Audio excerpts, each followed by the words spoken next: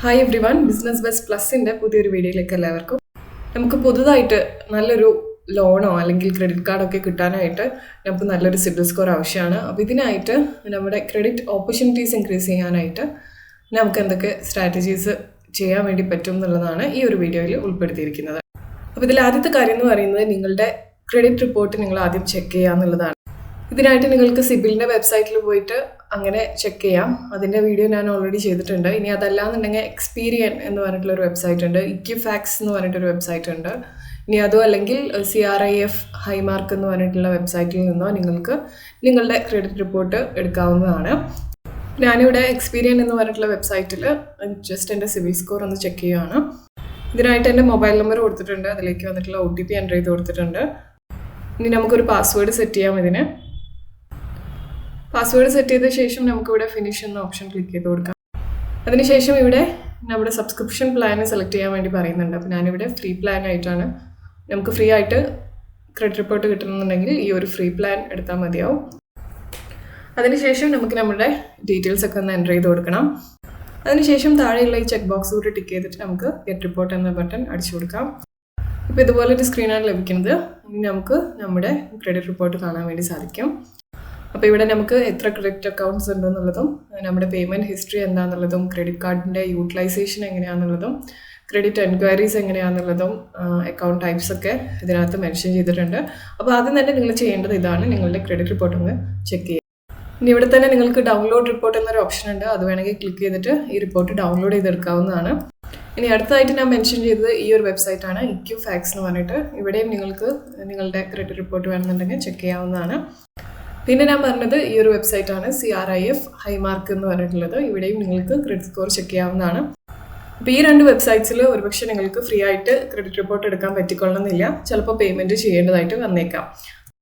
അപ്പോൾ നിങ്ങളുടെ credit report കിട്ടിക്കഴിഞ്ഞാൽ നിങ്ങൾ എന്താ ചെയ്യേണ്ടതെന്ന് വെച്ചാൽ എന്തെങ്കിലും എറേഴ്സോ അല്ലെങ്കിൽ ഡിസ്ക്രിപ്പൻസീസോ ഉണ്ടോ എന്നുള്ളത് നിങ്ങൾ ചെക്ക് ചെയ്യാം. അത് കാരണവും നിങ്ങൾക്ക് നിങ്ങളുടെ സിബിൽ സ്കോറിനെ ഇമ്പാക്റ്റ് ചെയ്യുന്ന രീതിയിൽ നെഗറ്റീവായിട്ട് അത് ബാധിക്കാം. അപ്പോൾ ആ ഒരു കാര്യം നിങ്ങൾ ഫസ്റ്റ്ലി ചെക്ക് ചെയ്യാം. ഇനി രണ്ടാമത്തെ കാര്യം എന്ന് പറയുന്നത് നിങ്ങളുടെ ബിൽസ് നിങ്ങൾ കറക്റ്റ് സമയത്ത് പേ ചെയ്യുക എന്നുള്ളതാണ്. അപ്പോൾ പേയ്മെൻറ്റ് ഹിസ്റ്ററി നമ്മുടെ ക്രെഡിറ്റ് സ്കോറിനെ എഫക്റ്റ് ചെയ്യുന്ന വലിയൊരു ഫാക്ടറാണ്. അപ്പോൾ ഇതിനായിട്ട് നിങ്ങളുടെ ബിൽസൊക്കെ നിങ്ങൾ സമയത്ത് തന്നെ പേ ചെയ്യുന്നുണ്ട് എന്നുള്ളത് ഉറപ്പുവരുത്തുക. ഇതിൽ ക്രെഡിറ്റ് കാർഡ് ബിൽസും അല്ലെങ്കിൽ EMI ആയിട്ട് ലോണുകൾ അടക്കുന്നുണ്ടെങ്കിൽ അത്, പിന്നെ അതുപോലെ യൂട്ടിലിറ്റി ബിൽസ്, ഇതെല്ലാം നിങ്ങൾ ഓൺ ടൈം ആയിട്ട് പേയ്മെൻറ്റ് ചെയ്യാനായിട്ട് ശ്രദ്ധിക്കാം. അപ്പോൾ യൂട്ടിലിറ്റി ബിൽസ് എന്ന് പറയുമ്പോൾ നമ്മുടെ ഇലക്ട്രിസിറ്റി ബിൽസും കാര്യങ്ങളെല്ലാം പെടും. ഇനി അടുത്തത് നിങ്ങളുടെ ക്രെഡിറ്റ് യൂട്ടിലൈസേഷൻ റേഷ്യോ കുറയ്ക്കുക എന്നുള്ളതാണ്. അപ്പോൾ എല്ലാവരുടെയും ക്രെഡിറ്റ് കാർഡിന് ഒരു ലിമിറ്റ് ഉണ്ടാവുമല്ലോ. അപ്പോൾ ആ ലിമിറ്റിൽ തന്നെ ഒരു 30% മുകളിലായിട്ട് നിങ്ങൾ ആ ഒരു ക്രെഡിറ്റ് ഉപയോഗിക്കാതിരിക്കാനായിട്ട് പരമാവധി ശ്രമിക്കുക. അപ്പോൾ ഈ പെർസെൻ്റ് എങ്ങനെ അറിയാമെന്ന് വെച്ചാൽ നമ്മൾ എത്ര ക്രെഡിറ്റ് കാർഡ് യൂസ് ചെയ്തു എന്നുള്ളതും ക്രെഡിറ്റ് കാർഡിൻ്റെ ലിമിറ്റ് എത്രയാണെന്നുള്ളതും ഡിവൈഡ് ചെയ്തിട്ട് അത് 100 മൾട്ടിപ്ലൈ ചെയ്ത് കഴിഞ്ഞാൽ എത്ര % നിങ്ങൾ ക്രെഡിറ്റ് യൂട്ടിലൈസേഷൻ നടത്തുന്നുണ്ട് എന്നുള്ളത് മനസ്സിലാവും. ഈ ഒരു ക്രെഡിറ്റ് യൂട്ടിലൈസേഷൻ റേഷ്യോ നിങ്ങൾക്ക് അധികമാണെന്നുണ്ടെങ്കിൽ അതിനർത്ഥം നിങ്ങൾ ഫൈനാൻഷ്യലി നന്നായി സ്ട്രെയിൻ ചെയ്യുന്നുണ്ട് എന്നുള്ളതാണ്. അപ്പോൾ അതുകൊണ്ടാണ് നിങ്ങളുടെ ക്രെഡിറ്റ് സ്കോർ അവർ ലോവർ ചെയ്യുന്നത്. അപ്പോൾ അതുകൊണ്ട് തന്നെ നിങ്ങൾ ക്രെഡിറ്റ് കാർഡ് വൈസായിട്ട് യൂസ് ചെയ്യാനായിട്ട് ശ്രദ്ധിക്കാം.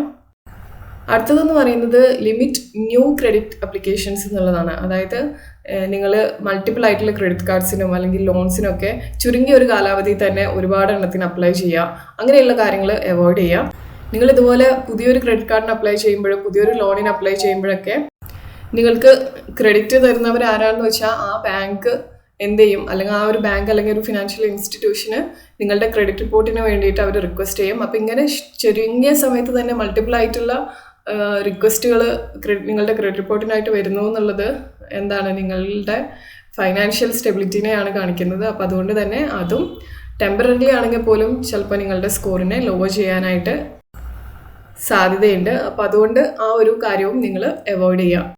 അടുത്തത് maintain A healthy credit mix എന്നുള്ളതാണ്. അതായത് നിങ്ങൾ പലതരത്തിലുള്ള ക്രെഡിറ്റ് അക്കൗണ്ട്സ് മെയിൻറ്റെയിൻ ചെയ്യുക. അതായത് credit cards, loans, retail accounts, ഇങ്ങനെ പല ഡിഫറെൻറ്റ് മിക്സിലുള്ള ക്രെഡിറ്റ് അക്കൗണ്ട്സ് മാനേജ് ചെയ്യുകയാണെന്നുണ്ടെങ്കിൽ അത് നിങ്ങളുടെ ക്രെഡിറ്റ് സ്കോറിനെ പോസിറ്റീവായിട്ട് ഇമ്പാക്റ്റ് ചെയ്യാനായിട്ട് ഹെൽപ്പ് ചെയ്യും.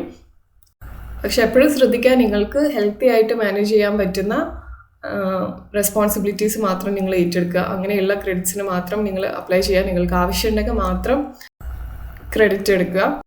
അടുത്തത് റെഗുലർലി നിങ്ങളുടെ ക്രെഡിറ്റ് റിപ്പോർട്ട് നിങ്ങൾ മോണിറ്റർ ചെയ്യുക എന്നുള്ളതാണ്. അപ്പോൾ ഇതും എന്താ പറയുക, ഡെയിലി എന്ന് പറഞ്ഞ പോലെ നിങ്ങൾ ക്രെഡിറ്റ് റിപ്പോർട്ട് നോക്കുക എന്നുള്ളതല്ല ഉദ്ദേശിക്കുന്നത്.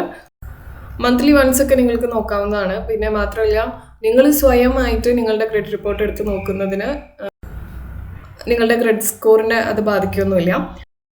കാരണം അതൊരു സോഫ്റ്റ് എൻക്വയറി ആയിട്ടാണ് സിബിൽ കൺസിഡർ ചെയ്യുക. പക്ഷേ ഹാർഡായിട്ടുള്ള ഒരു എൻക്വയറി എന്നുള്ളത് ഫൈനാൻഷ്യൽ ഇൻസ്റ്റിറ്റ്യൂഷൻസ് ഒക്കെ ക്രെഡിറ്റ് സ്കോർ ചോദിക്കുമ്പോഴാണ് അങ്ങനെയുള്ള ഒരു എൻക്വയറി ആയിട്ട് അവർ കൺസിഡർ ചെയ്യുക. ഇനി അടുത്തൊരു കാര്യം എന്ന് പറയുന്നത് avoid closing old credit accounts എന്നുള്ളതാണ്. അപ്പോൾ നിങ്ങളുടെ ക്രെഡിറ്റ് ഹിസ്റ്ററി എത്രത്തോളം ലോങ് ആണെന്നുള്ളതും നിങ്ങളുടെ ക്രെഡിറ്റ് സ്കോറിനെ കാൽക്കുലേറ്റ് ചെയ്യുന്ന ഒരു കാര്യമാണ്. അപ്പോൾ നിങ്ങളുടെ പഴയ ക്രെഡിറ്റ് അക്കൗണ്ട്സ് ഒക്കെ നിങ്ങൾ ഓപ്പൺ ആയിട്ട് വെക്കുകയാണെന്നുണ്ടെങ്കിൽ നിങ്ങളത് ഇവൻ ദോ അത് ആക്റ്റീവായിട്ട് ഉപയോഗിക്കുന്നില്ല എന്നുണ്ടെങ്കിൽ പോലും നിങ്ങളുടെ ക്രെഡിറ്റ് ഹിസ്റ്ററിക്ക് അത് കോൺട്രിബ്യൂട്ട് ചെയ്യും. അതുപോലെ തന്നെ നിങ്ങളുടെ സ്കോർ അത് പോസിറ്റീവായിട്ട് ഇമ്പാക്റ്റ് ചെയ്യുകയും ചെയ്യും.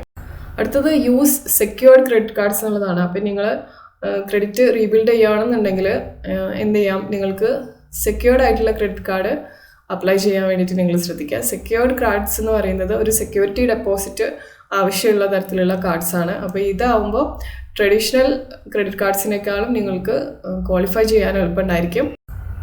മാത്രമല്ല, ഇത്തരത്തിലുള്ള സെക്യൂർഡ് കാർഡ് നിങ്ങൾ റെസ്പോൺസിബിളായിട്ട് യൂസ് ചെയ്യുകയാണെന്നുണ്ടെങ്കിൽ അതും നിങ്ങളുടെ ക്രെഡിറ്റ് സ്കോറിനെ ഓവർ ടൈം ഇംപ്രൂവ് ചെയ്യാനായിട്ട് ഹെൽപ്പ് ചെയ്യും. ഇനി അടുത്ത പോയിന്റ് എന്ന് പറയുന്നത് നെഗോഷിയേറ്റ് വിത്ത് ക്രെഡിറ്റേഴ്സ് എന്നുള്ളതാണ്. അതായത് നിങ്ങൾ ഏതെങ്കിലും പേയ്മെൻറ്റ്സ് ചെയ്യാനായിട്ട് സ്ട്രഗിൾ ചെയ്യുകയാണെന്നുണ്ടെങ്കിൽ എന്ത് ചെയ്യാം, നിങ്ങൾക്ക് നിങ്ങളുടെ ക്രെഡിറ്റേഴ്സിനെ റീച്ച് ഔട്ട് ചെയ്തിട്ട് എന്തെങ്കിലും ഒരു റീപേയ്മെൻറ്റ് പ്ലാനോ അല്ലെങ്കിൽ ഒരു പെട്ടെന്നുള്ള ഒരു സെറ്റിൽമെൻറ്റോ വർക്കൗട്ട് ചെയ്യാനായിട്ട് ശ്രമിക്കാം. അപ്പോൾ നിങ്ങൾ ഒരു പേയ്മെൻറ്റ് നടത്താതെ ഇങ്ങനെ ലീവ് ചെയ്യുന്നതിനേക്കാളും ക്രെഡിറ്റേഴ്സും പ്രിഫർ ചെയ്യുക. രണ്ട് പാർട്ടിക്കും സ്യൂട്ടബിൾ ആവുന്ന രീതിയിലൊരു സൊല്യൂഷൻ വർക്കൗട്ട് ചെയ്യാൻ വേണ്ടിയിട്ട് തന്നെ ആയിരിക്കും. അപ്പോൾ അത് നിങ്ങൾക്ക് ക്രെഡിറ്റേഴ്സുമായിട്ട് നെഗോഷിയേറ്റ് ചെയ്തിട്ട് ഒരു എമൗണ്ടിലേക്ക് എത്താവുന്നതാണ്. അല്ലാന്നുണ്ടെങ്കിൽ ഒരു റീപേയ്മെൻറ്റ് പ്ലാനിലേക്ക് ഫൈനലൈസ് ചെയ്യാവുന്നതാണ്.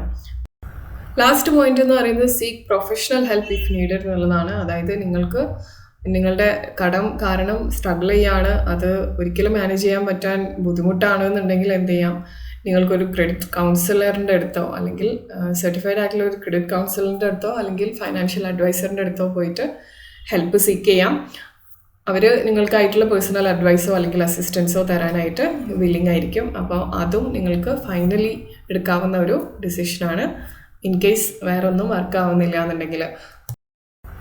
സിബിൽ സ്കോർ ഇമ്പ്രൂവ് ചെയ്യുക എന്നുള്ളത് അത് സമയമെടുക്കുന്ന ഒരു കാര്യമാണ്. മാത്രമല്ല, ഡിസിപ്ലിൻഡ് ആയിട്ടുള്ള ഫൈനാൻഷ്യൽ ഹാബിറ്റ്സ്, അതായത് നമ്മൾ വളരെ പ്രോപ്പറായിട്ട് ഓൺ ടൈം ആയിട്ട് നമ്മുടെ കാര്യങ്ങൾ ഫൈനാൻഷ്യലി ഉള്ള കാര്യങ്ങൾ മാനേജ് ചെയ്ത് കൊണ്ടുപോയാൽ തന്നെ നമ്മളുടെ സിബിൽ സ്കോർ ഇമ്പ്രൂവ് ആവുള്ളൂ.